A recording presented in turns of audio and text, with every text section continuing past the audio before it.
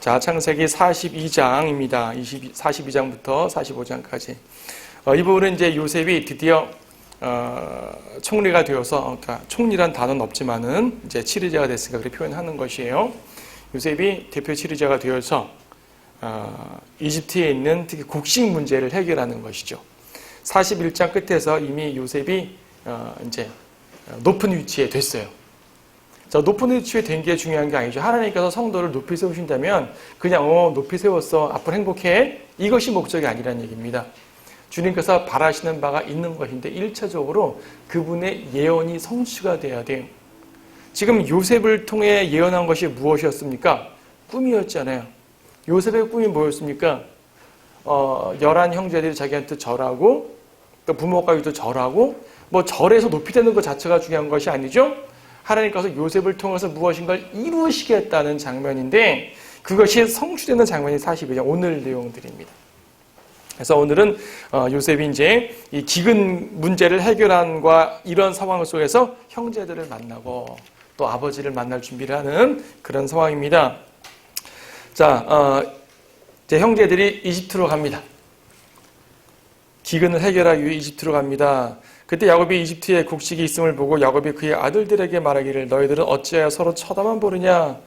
그러니까 기근이 생긴 거예요. 7년간의 풍년이 지났고 흉년이 오는 것입니다. 왜 너는 아직까지 쳐다보고 있냐? 빨리 사와라. 이제 아버지가, 노년의 아버지가 아들들에게 이제 지시하는 거죠. 2절에 내가 듣기로는 이집트에 곡식이 있다고 하니까 가서 사와라. 네, 아버지 가겠습니다. 그래서 3절부터 요셉의 형들이 갑니다. 요셉의 동생 베냐민은 가지 않았어요. 어리기 때문에 가지 않았다고 보다도 아무리 어려도 갓난 아기는 아니잖아요. 충분하게 같이 다닐 수 있을 만한 그 나이는 됐습니다. 근데 왜 베냐민은 가지 않고 10형들만 갔냐 하면 요셉과 베냐민 둘만이 라헬의 아들입니다. 야곱이 가장 사랑한 아내가 라헬인데 라헬의 아들들이 둘, 하나는 요셉, 하나는 베냐민. 베냐민 낳다가 라헬이 죽었단 말이에요. 그러니까 요셉은 또 죽었다고 알고 있단 말이죠. 베냐민까지 없어지게 되면 라헬의 흔적이 다 없어지는 거잖아요. 완전히 견딜 수가 없는 거죠. 그래서 베냐민은 놔두고 나머지만 가는 거죠. 갔습니다. 가서 6절에 보니까 요셉이 그 땅을 치르자기 때문에 사람들이, 이 형제들이 요셉에게 절을 합니다. 그들의 얼굴을 보고 그에게 절하더라. 출처 보니까 요셉이 형들을 보고 알았지만 모르는 채 했습니다. 왜 모르는 채 했을까요? 그냥 어디 형님들 나 옛날에 팔아먹었죠. 어디 두고 봅시다. 이런 마음은 아니었을 것이에요. 이런 마음 아니옵니다. 8절에도 요셉은 그 형들을 알았으나 그들은 요셉을 알지 못했다고 합니다. 자, 중요한 것은 9절 말씀이에요. 요셉이 자기가 그들에 대해 꾼 꿈을 기억했습니다. 꿈. 하나님께서 드디어 그 꿈을 이루시나 보다. 그 꿈에 따르면은 곡식단이 몇 개가 절해야 됩니까? 11개가 절해야 돼요. 몇 명이었어요? 10명 하잖아요. 아직 성취되지 않은 것이에요. 요셉은 꿈이 이루어지려면 아직 아니네. 베냐민도 와야 되는 것이야. 요셉의 마음속에 꿈이 있었어요. 하나님께서 나를 통해 이루시겠다는 그 성취에 대한 기대감이 있는 것입니다. 비슷하게 이루어졌어요. 이건 완벽한 것이 아닙니다. 주님께서 나에게 약속하신 거면은 이것이 그냥 내 계획이 아니라 주님이 약속하신 것은 이루어져야 되는 것이요. 왜? 예언이기 때문에. 하나님께서 여러분 생애에 무엇인가를 약속하셨다면 그건 이루어져야 된다는 얘기입니다. 나의 노력으로 이룰 것도 아닙니다. 그렇다고 성급하게 막 주님께 때를 쓸 것도 아닙니다. 기다리는 것이죠. 하지만 때가 왔다고 판단한 것입니다. 그래서 요셉은 형들을 떠보는 거죠. 9절에서 꿈을 기억하며 그들에게 말하기를 너희는 정탐꾼들이라. 이 땅의 실상을 보려고 너희가 왔느니라. 아니, 꿈을 기억하는 것과 정탐꾼이라고 모험하는 것이 무슨 상관이에요? 아마도 요셉이 옛날에 형들한테 당한 것이 이것을 한번 복수심인가 보다. 그런 게 아니란 얘기죠. 꿈과 연관된 것이에요. 요셉은 꿈을 성취하는 걸 보고 싶었습니다. 10절에서 아닙니다. 우리는 양식 사러 한 사람들입니다. 우리는 한 사람의 아들들인데요. 우리도 모두 형제인데요. 이러이러합니다. 12절 아니라 이 땅의 실상을 보려고 너희가 왔느니라. 아닙니다. 우리는 12 형제인데요. 한 명은 막내 아들은 아버지랑 있고요. 한 명은 없어졌습니다. 여기서 없어졌다는 말에서 말입니다. 그들이 찔리지 않았을까요?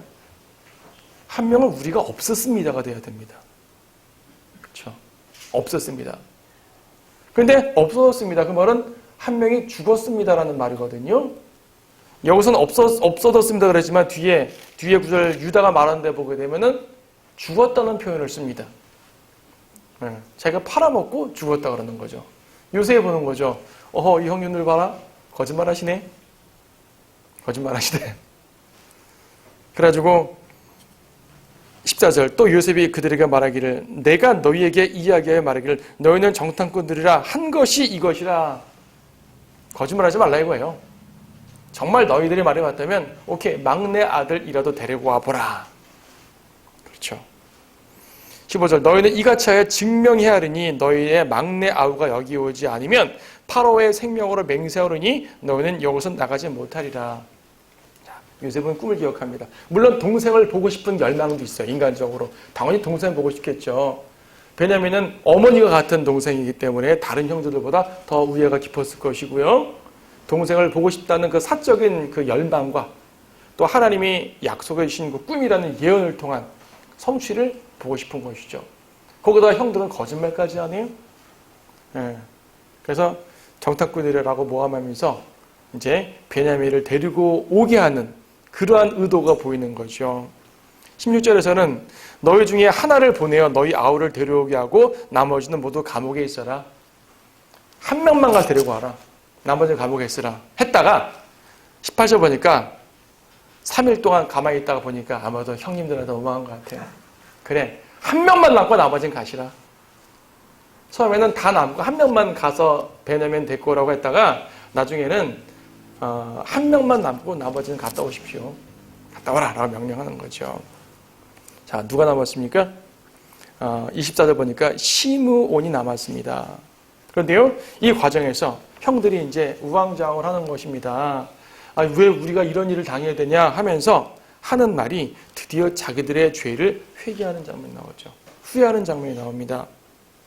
21절 그들이 서로 말하기를 우리가 우리의 아우에 대해 참으로 범죄하였도다.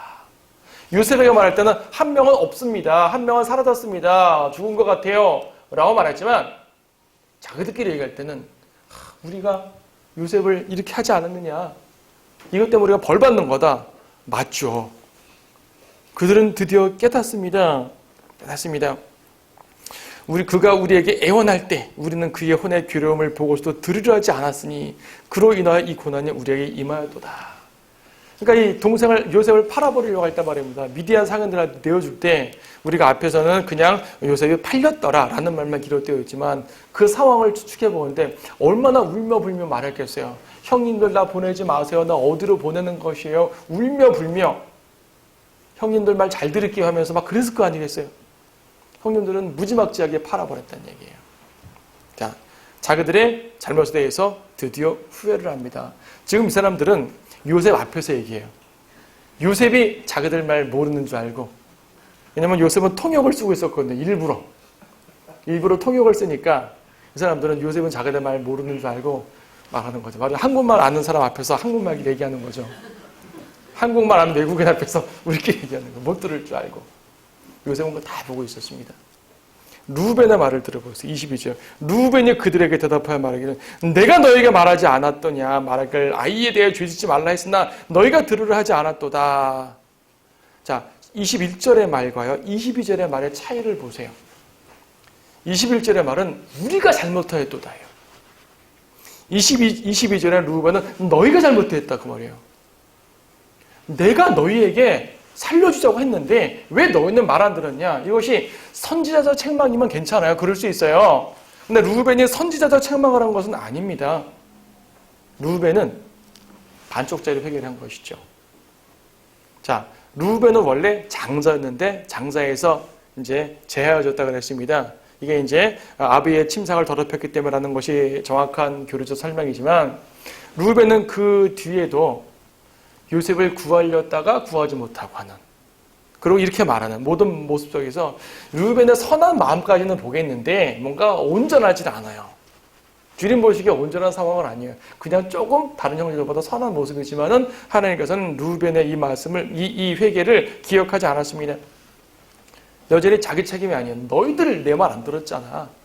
나청이라서 말할 수 있겠지만 오히려 우리가 그러면 안 됐어야 돼라고 말했어야 되는 거죠. 24절에 보니까 요셉이 그들로부터 돌아서서 울고, 자, 요셉이 처음 웁니다. 돌아서서 울죠. 왜 울었을까요? 형님들 만나서 기뻐서 울었을까요? 그러면 이 앞에서 울었어야 되지 않아요? 지금 3일 지난 다음에 다시 만난 거거든요. 처음 만났을 때 반가워가지고 막 울었어야 되는데 그때는 울었단 말 없습니다. 이때 울었습니다. 왜 울었어요? 아, 형님들 아직도 깨닫지 못하시는구나. 아직도 깨닫지 못하시는구나. 또 옛날에 그 상황도 생각났겠죠. 자기가 울며 애원하면서 했던 걸 기억났겠죠. 결과적으로 요셉은 다시 눈물을 짓고 와서 시므온을 지적합니다. 시므온이 볼모로 잡혀있고 나머지가 모두 가죠. 요셉은 선한 사람입니다. 형들이 자기한테 악한 일을 했지만 절대 나쁘게 되갚지 않았습니다. 성도의 모습입니다. 원수를 사랑한 모습입니다. 어떻게 했습니까? 지금 형들을 모함한 것은 베냐민을 데리고 오게 하기 위한 전략이었을 뿐 정말 형들을 미워해서 모함한 건 아니거든요. 왜냐하면 그 뒤에 내용들을 보니까 각자의 자루에 돈을 그대로 넣었다는 얘기입니다. 돈 주고 사러 왔는데 곡식에다 돈 넣어서 돌려보내는 것이 안 바뀌었다는 얘기죠. 그 사람들은 몰랐어요. 가다가 여관에서 염을 먹으려고 갔더니 돈 들어있어요. 어떻게 해야 되죠? 다시 가서 이거 돈 잘못 들어왔습니다. 아니요, 그냥 갖고 가요. 다시는 안 올 줄 알았나 보죠. 기근이 더 이상 심하지 않으면 다시 안 와도 되잖아요. 그렇죠? 요셉이 말입니다. 기근이 이것으로 끝날 줄 알았다면 다음에 기근이 안 생기면 어떻게 해요? 그러면 이들을 보낼 수가 없죠. 아니면 처음부터 자신을 밝히고 했다든지. 근데 요셉은 알잖아요. 기근이 몇 년 동안 있을 걸로 알아요. 7년. 지금 요셉의 형제들은 7년 동안 기근이 있을 걸 모릅니다. 오늘 가면 다시는 안 올 수도 있어요. 그리고 돈만 받아서 가는 거예요. 그래서 요셉은 이 사람들이 안 올까봐 이제 시므온을 남겨둔 것이고요. 어차피 다시 오게 되어 있으니까. 갔습니다. 돈을 가지고 갔습니다. 두려워하면서도 갔어요. 가서 아버지한테 이 일을 다 말하죠. 아버지 이러한 일이 있었습니다. 근데요, 막내 데리고 오랍니다. 야곱은 절대 안 됩니다. 어디 너희들이 이 베냐민까지 죽이려느냐? 거절. 그래서 그때부터 1년 동안 더 이상 아무 일 없습니다. 사간 음식 그냥 먹고 있었어요. 꽤 많이 사갔을 것이에요. 43장 보니까 기근이 그 땅에 심하고 1년쯤 더 지났을 것이에요. 뭐 몇 개월 지났는지도 모르겠죠. 예. 그래서 다시 곡식이 떨어지니까. 자, 또 말하죠. 가서 사오라. 그때 형제들이 또 말합니다. 아버지 지난번에 말씀드렸잖아요. 베냐민 안 들어가면 안 된대요. 근데 차이가 있습니다. 42장에서는요. 아버지에게 베냐민 안 데려가게 되면 곡식 못 삽니다. 베냐민 데려가겠습니다. 라고 말한 사람이 르우벤이었어요. 자, 르우벤의 말을 보세요. 42장 37절. 르우벤이 그의 아비에게 고하여 말하기를 만일 내가 그를, 즉 베냐민을 아버지께로 데리고 오지 않거든 나의 두 아들을 죽이소서. 그를 내 손에 맡기소서. 자, 제가 책임지고 베냐민 데리고 오겠습니다. 맞으니까 우리 막내 데리고 오겠습니다. 라고 말하는 것까지는 좋은데 뭐라 그래요? 못 데려오면 내 아들을 죽이소서. 세상에 이런 말이 있어요. 이 두 아들은 야곱의 손자입니다. 당신 손자들 죽이시고 막내 아들만 챙기십시오. 일종의 모종의 불만이 있는 걸 수도 있죠. 불만이 있다는 직접적인 표현은 없지만 르우벤의 지금 말은요. 뭔가 형으로서 책임지고 하는 것 같은데 뭔가 완벽하지 않아요. 그리고 결과적으로 르우벤의 말은 거절당했습니다. 야곱은 거절했습니다. 안 돼. 절대 못 가. 못 데려가. 그리고 한동안 몇 개월 혹은 1년 시간이 지난 다음에 다시 음식을 사러 가야 될, 다시 곡식을 사러 가야 되는 상황에서 이번에는 누가 주체입니까? 43절에 형제 중에 대표자가 바뀌었어요. 유다. 드디어 유다라는 주인공이 등장하는 것이에요. 43장 기근이 그 땅에 심하고 그들이 이집트에서 가져온 곡식을 다 먹으니 그들의 아비가 그들에게 말하기를 또 가서 식량을 좀 사라 하니 유다가 그에게 말하기를 그 사람은 엄격한 사람입니다. 아우를 데려가지 않으면 안 됩니다. 앞에서는 루벤이 말하는데 이번엔 유다가 말합니다. 유다 4절 아버지께서 우리 아우를 우리와 함께 보내신다면 우리가 내려가서 아버지의 식량을 사다 드리리이다. 하지만 베냐민 안 들어가게 되면 안 돼요. 같은 말 계속 반복하는 것입니다. 자, 43장은 계속 그 말입니다. 지금 유다가 이 상황을 쭉 설명하면서 야곱에게 말하고 야곱이 이것을 거절할지 승낙할지 이러한 오심각신한 상황이에요. 9절에서 유다가 간청합니다. 내가 그를 위해 담보가 되리니. 자, 앞에서는 루벤이 자신을 담보했습니다. 누굴 담보했어요? 자기 아들들을 담보했습니다. 근데 유다는 어땠습니까? 내가 그를 위해 담보가 되리니 내가 담보가 되겠습니다. 물론 유다도 아들이긴 하지만은 그래도 좀 더 직접적인 책임감이 있는 말이에요. 아버지께서 내 손에서 그를 요구하셔서 만일 내가 그를 아버지께 데려와서 아버지 앞에 세우지 못하면 그때는 나로 하여금 그 질책을 영원히 지게 하소서. 나를 어떻게 대해도 좋습니다. 나를 아들로 취급하지 않아도 좋고 학대해도 좋고 그렇죠. 유다가 좀 더 직접적인 말로써 간청을 합니다. 허락을 받죠. 드디어 허락을 받습니다. 허락을 받아요. 가지고 15절에 보니까 선물을 가지고 가고요. 돈을 2배로 가지고 가고요. 베냐민도 데려갑니다. 자, 요셉을 만납니다. 만나요. 지금 15절부터 쭉 이어지는 내용 보게 되면은 요셉을 만났고요. 요셉이 자기 집으로 초대했습니다. 16절 요셉은 베냐민이 그들과 함께 있음을 보고 자기 집 관리인에게 말하기를 이 사람들을 집으로 안내하고 짐승을 잡아 준비하라. 정오에 이 사람들이 나와 함께 먹으리라. 동생까지 와서 11명 다 모였어요. 11곡식당이 자기에게 절할 상황이 준비된 것이 다 모였네요. 그리고 무엇보다 보고 싶은 동생이 왔습니다. 그냥 넘어갈 수 없죠. 앞에서는 정탐꾼들이라 라고 모함했지만 점심을 차려주려고 부른 겁니다. 정오에 점심 차려주려 부른 겁니다. 하지만 집에까지 오니까 이 사람은 더 불안했죠. 그 집 청지기한테 청지기님, 집사님 지금 상황이 이럽니다. 지난번에요 우리가 돈 주머니 갖고 왔는데요. 원래 그런 건 아니고요. 주절주절.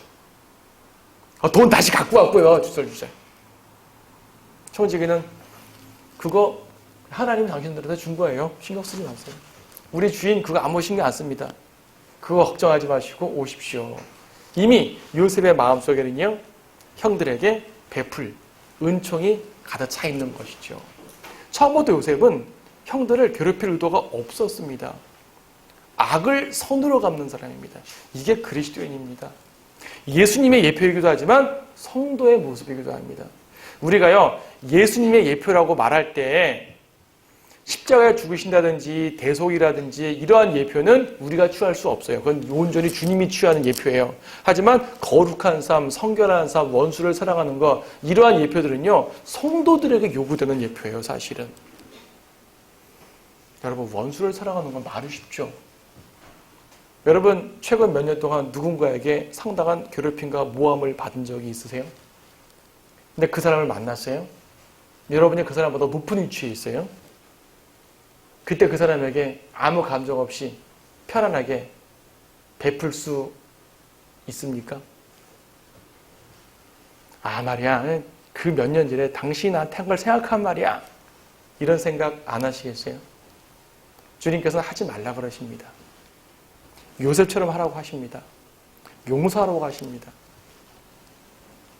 그래도 말입니다. 아니요 주님이 하라고 하시는 거예요. 전 안 됩니다. 주님이 하랍니다. 우리는 주님의 말씀을 듣는 사람들이에요. 요셉은 그랬습니다. 26절 보니까 드디어 요셉의 집에 오니 그들이 선물을 손에 들고 집으로 들어가 그에게 가져와서 땅에 엎드려 절하니 11명이 엎드려 절해요. 꿈이 성취된 것이에요. 요셉 꿈에 대한 1차적 성취입니다. 2차적 성취는 뭘까요? 아버지까지 와야 돼요. 그건 아직 다음이에요. 45장 넘어갑니다. 46장 넘어갑니다. 자, 1차적 성취가 이루어집니다. 그때 요셉이 말합니다. 안부를 묻죠. 너희 아버지 그 노인 살아계시냐? 안녕하시냐? 형들은 이때 뭔가 느꼈어야 돼요. 저 사람이 우리 아버지에 대해서 왜 묻지? 뭘 기억하나? 왜 우리를 선대하지? 뭔가 이상하다? 예. 하지만 요셉은 정말 선대만 하고 있었습니다. 그리고 베냐민을 보고 29절에서 베냐민을 보고 이 사람이 너희가 나에게 말했던 막내 아우냐?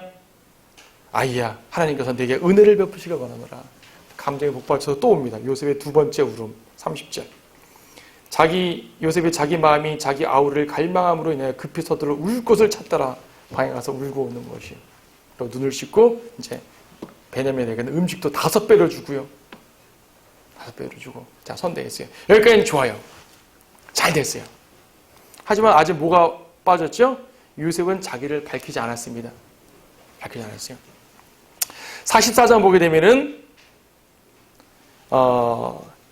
이 요셉이 계략을 씁니다. 여기서 계략은 나쁜 의미의 계략은 아니고요. 베냐민의 자루에다가 은잔을 넣고 돌려보냅니다. 다 곡식 사갖고 가는데 돈도 다시 다 돌려보내주고 요셉의 은잔을 베냐민의 자루에 넣고 돌려보내죠. 그리고 뒤에서 쫓아옵니다. 이 도둑놈들아, 왜 우리 주인의 은잔 훔쳐갔냐? 아니, 우리는 안 훔쳐갔습니다. 펼쳐보자. 누구한테 나왔어요? 베냐민한테 나옵니다. 망연자실. 아니, 언제는 우리를 이렇게 선대해 놓고 왜 우리를 잡아갔냐? 정말 베냐민이 그랬는지도 모르잖아요. 이때 유다의 고백이 훌륭합니다. 지금 요셉은 막내 아들만 도둑이니까 데리고 나머지 모두 가라 그랬거든요. 베냐민만 데리고 있겠다. 안 되죠. 그러면 아버지가 죽습니다. 이때 유다의 고백을 보십시오. 31절부터 30절부터 보게 되면 그러므로 이제 내가 당신의 종 내 아비에게 갈 때 그 아이가 우리와 함께 있지 않으면 그의 생명이 아이의 생명 안에 묶여 있는 거로 아비가 그 아이가 우리와 함께 있지 아니함을 보고 죽으리니 그리하면 당신의 종들이 당신의 종 우리 아비의 백발로 슬픔과 더불어 음부로 내려가게 함이니이다. 당신의 종이 이 아이를 위하여, 당신의 종은 자기 자신을 말하는 거죠. 이 아이를 위하여 내 아비에게 담보가 되어 말씀드리기를 만일 내가 이 아이를 아버지께 데려오지 아니하면 내가 내 아버지께 영원의 질책을 지리다 하였나이다. 그러므로 이제 내가 청하오니 당신의 종으로 즉 나로 그 아이를 대신하여 내 주의 종으로 있게 하시고 그 아이를 형제들과 함께 있게 하소서. 그 아이가 나와 함께 있지 않는데 내가 어찌 내 아비에게로 올라갈 수 있으리이까? 혹시 내 아비에게 닥칠 악을 볼까 함이니이다. 지금 루벤과 달리 유다는요 진솔한 고백을 합니다. 그리고 유다의 고백의 핵심은 자기 아버지에게 있어요. 네. 일반적인 논리로 말해도 효심 깊은 말입니다. 지금 누가 잡히는 게 중요한 게 아니라 이 아이가 잡히게 되면 우리 아버지 죽습니다. 우리 아버지 죽습니다. 그 아버지가 죽는다는 것에 대해서 강렬한 열망이죠. 그리고 내가 아버지께 질책이 되겠다 약속했기 때문에 나를 종으로 삼으소서. 어떤 형제도 그런 말 하지 않습니다. 자, 앞에서 유다는 어떤 사람이었습니까? 38장 가서 유다는 어떤 사람이었습니까? 자기 며느리와 가늠했던 부끄러운 역사를 가진 사람입니다. 근데 유다는 예수님의 계보에 들어가는 사람이 되었다고 했어요. 참 하나님의 은혜는 오묘합니다. 아무리 하나님께서 죄인들에게 은혜를 베푼다고는 하지만 그러한 죄의 씨를 예수님의 계보에 집어넣는다는 사실이 이해가 되지 않았습니다. 하지만요, 이 장면을 보게 되면 왜 하나님께서 유다를 그분의 계보에 집어넣는지 알 수가 있는 것이에요. 유다는 책임성이 있었고요. 아버지를 사랑했고요. 형제를 대신해서 스스로 희생하려는 자세가 되어 있었습니다. 아무리 유다가 이 두 번째 여행의 대표자를 하더라도 다른 형제가 이렇게 말할 수도 있잖아요. 아닙니다. 유다 형님 당신은 가십시오. 내가 남겠습니다. 아니야 너 가. 내가 남을게. 이런 말 아무도 없습니다. 그들이 서로 자기가 남겠다고 하였더라. 이런 말 있습니까? 없잖아요. 오직 유다만. 하나님 보시기에 이건 너무나 아름다운 일입니다. 형제 사랑에 그치기도 하고 아버지에 대한 사랑과 더불어 형제 사랑에 대한 극치에 유다는 앞에서 범했던 잘못을 상쇄하는 상쇄할 수 있는 기회를 얻은 거죠. 루벤은 어땠어요?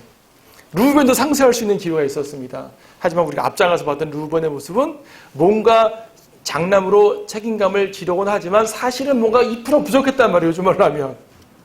부족했습니다. 여전히 동생들에게 책임을 묻고요. 아버지에게도 과격한 말로써 왜 빨리 동생 안 줍니까? 일종의 협박이거든요. 내 두 아들 죽이십시오. 이건 좀 협박입니다. 아버지를 생각하는 말이 아닙니다. 루벤은 자기의 잘못을 상쇄할 수 있는 기회가 있었지만 못했어요. 유다는 했습니다. 하나님께서는 유다에게 축복을 내리시고요. 유다를 그리스도의 계보에 들어갈 수 있도록 이제 역사를 하시는 것이죠. 자, 유다의 고백. 유다는 이 일로 존귀를 얻게 됩니다. 이미 형제들의 중심에 서 있습니다. 45장. 요셉은 드디어 자신을 드러내는 거죠. 요셉이 세 번째로 우네요. 45장 가서 이 장면을 쫙 보니까 앞에서는요, 루벤이나 다른 형제들이 니탄내탄 하는 걸 보고 마음 아파서 들어가 몰래 울었는데, 지금은 유다가 이렇게 고백하는 걸 보고 유다에 대한 마음을 다 푸는 것이에요. 다 풀고요. 이번에는 들어가서 울지 않습니다. 오히려 이집트 종들을 다 물리치고 형들 앞에서 큰 소리로 울어버리는 거죠. 이집트 종들을 물리쳤지만 다 밖에서 들었다 그래요. 2절에 그가 큰 소리로 우니 이집트인들과 파라오의 집에 다 듣더라. 엉엉 우는 겁니다. 형들은 놀래죠. 아니 갑자기 이 사람이 왜 울어? 3절 요셉이 그의 형제들에게 말하기를 나는 요셉이라. 여러분, 나는 요셉을 했을 때 형들의 마음이 어땠을까요? 아, 네가 요셉이었구나. 반가움? 아니면 우리가 팔아버린 동생 여기 있었어? 그것도 총리가 돼 있어? 두려움? 반가움일까요? 두려움일까요? 두렵지 않겠어요? 베냐민은 반갑겠죠. 베냐민은 그 죄악에 가담한 사람이 아니었고, 우리 형이 죽었단 말이야. 엉엉 울었던 사람일 테니까 베냐민은 반갑지만 나머지 형들은 두려움입니다. 그래서 요셉이 말하죠. 4절 내가 당신들께 부탁하노니 내게 가까이 오소서. 나는 당신들이 이집트에다 팔았던 당신들의 동생 요셉입니다. 앞에선 내가 요셉입니다. 두 번째는 당신들이 팔았던 요셉입니다. 자, 물론 요셉이 아주 이들을 징계하려고 한 건 아닙니다만은, 그러나 여러분, 용서는 용서고 지적은 지적이에요. 용서는 하되 잘못을 알려주고 용서하는 것과 잘못을 아예 알려주지 않고 용서하게 되면 이 사람은 자기의 잘못을 모르니까 계속 죄를 질 거 아니겠어요. 나한테 나쁜 짓을 했는데 말입니다. 내가 사랑의 마음으로 용서했다니까요. 근데 잘못을 몰라요. 딴 데서 또 그럴 거 아니겠어요. 그렇죠? 용서하자고 잘못만 지적하면 이것도 안 되죠. 하지만 용서는 하되 알려줘야 됩니다. 바로 우리 주님이 그러시는 거거든요. 주님이 여러분들 용서는 다 하시지만은 알려주시잖아요. 때로는 말씀을 통해 알려주시고, 때로는 징계를 통해 알려주시고, 때로는 교제를 통해 알려주시고요. 그렇죠? 모든 걸 통해서 알려주십니다. 알려주셨기 때문에 주님께서는 용서하심에 있어서 확실하게 하실 수 있는 거죠. 자, 요셉이 바로 그런 겁니다. 죄를 알려주고 용서합니다. 5절 그러므로 당신들의 나를 이곳에 판 것을 이제는 슬퍼하거나 괴로워하지 마소서. 당신들 나 팔았잖아요. 그렇죠? 근데요, 나 그것 때문에 당신들 형님들 해칠 생각 없습니다. 개의치 마십시오. 슬퍼하지 마십시오. 왜? 그 모든 과정이 하나님의 섭리적 계획이었기 때문입니다. 비록 형님들은 나에게 악하게 행했지만 내가 쫙 지내고 보니까 하나님의 섭리적 계획임을 알았습니다. 그러므로 나 역시 당신들을 원망하지 않습니다. 내게 오십시오. 그리고 부둥켜 안고 울게 되는 거죠. 용서와 화해와 자백과 이런 모든 것들이 함께 어우러지는 온전한 형제 회복의 장면입니다. 이런 것이 이루어져야 됩니다. 어설픈 용서, 어설픈 그냥 이렇게 유야무야 지나가는 것이 아니라요. 정말로 죄를 자백하고 정말 용서하고 더 이상 따져묻지 않고 이 모든 것들을 하나님의 역사로 인정한 가운데서 서로가 하나 되고 되는 그런 모습.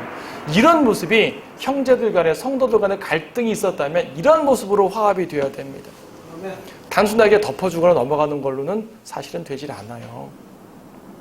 잘못한 사람은 자백하고 또 함께 감싸주고 이 모든 것들이 주님 안에서 사랑으로 이루어질 때, 진리와 사랑으로 이루어질 때 여러분의 인간관계, 가족, 교회 모든 것들은 온전해질 수 있는 것입니다. 진리와 사랑 꼭 기억하시기 바랍니다.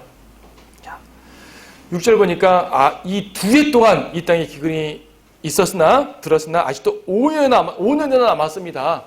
지금 겨우 2년밖에 안 지난 거거든요.